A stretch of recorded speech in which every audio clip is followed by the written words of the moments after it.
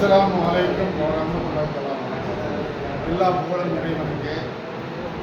மாண்புமிகு முதலமைச்சர் 2.0 அவர்களுக்கு ஆழ்வார்குறிச்சி ஜமாத் சார்பாக மனமார்ந்த நன்றியை தெரிவித்துக் கொள்கிறேன்.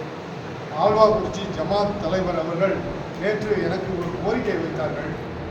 என்னவென்றால், அவர்களுக்கு ஜமாத்தில் நன்மை கூடத்திற்கு குடிநீர் தண்ணீர் சப்ளை இல்லை, இன்னொன்று கரண்டும் இல்லை. இந்த இரண்டு கோரிக்கைகளையும் எனக்கு ஜமாத் தலைவரும் மற்றும் நிர்வாகிகளும் எனக்கு கோரிக்கை வைத்தார்கள்.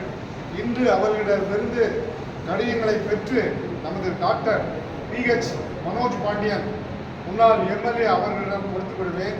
விரைவில் அதற்கான பணியை நமது டாக்டர் PH மனோஜ் பாண்டியன் அவர்கள் யாரிடம் பேசி யாரிடம் அதற்கான தீர்வு காண முடியும் என்று அவர்கள் ஏற்பாடு செய்து விரைவில் ஆழ்வார்குறிச்சி ஜமாத்திற்கு விரைவில் அந்த நன்மை கூடத்திற்கு குடிநீர் தண்ணீர் அடக்கஸ்தலத்திற்கு தண்ணீர் வசதி ஏற்பாடும் கரண்ட் வசதி ஏற்பாடும் விரைவில் செய்து தருவார்கள் என்று நான் உறுதியளிக்கிறேன். விரைவில் அதற்கான காலம் லேட் ஆயிடுச்சு, 2 மாதம் தான் இருக்கு. இன்ஷா அல்லாஹ் இறைவன் நாடினால் இந்த 2 மாதத்திற்குள் நடக்கும். அதற்கு பிறகும் 2.0 முதலமைச்சர் நமது முதலமைச்சர் வருவார்கள், மீண்டும் செய்து கொடுப்பார்கள். இன்று நான் அவர்கள் ஜமாத் சார்பாக லெட்டரை பெற்று மனோஜ் பாண்டியன் அவர்களிடம் கொடுத்து விடுவேன். ஆலிம் பெருமக்கள், தலைவர்கள், ஜமாத் தலைவர், நிர்வாகிகள் அனைவரும் இருக்கார்கள்.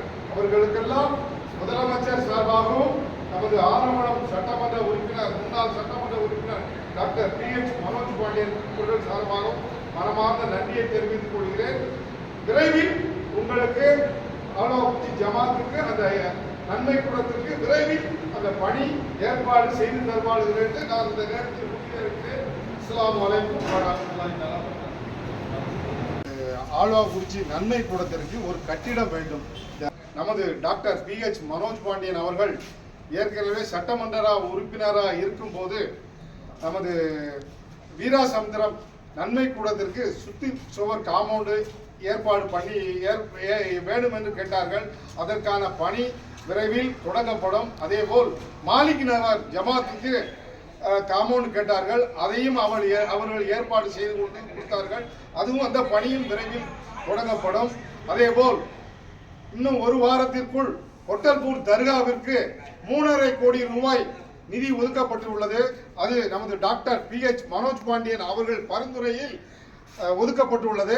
விரைவில் நமது 2.0 முதல்வர் அவர்கள் விரைவில் இந்த வாரத்தில் ஒதுக்கி விடுவார்கள்.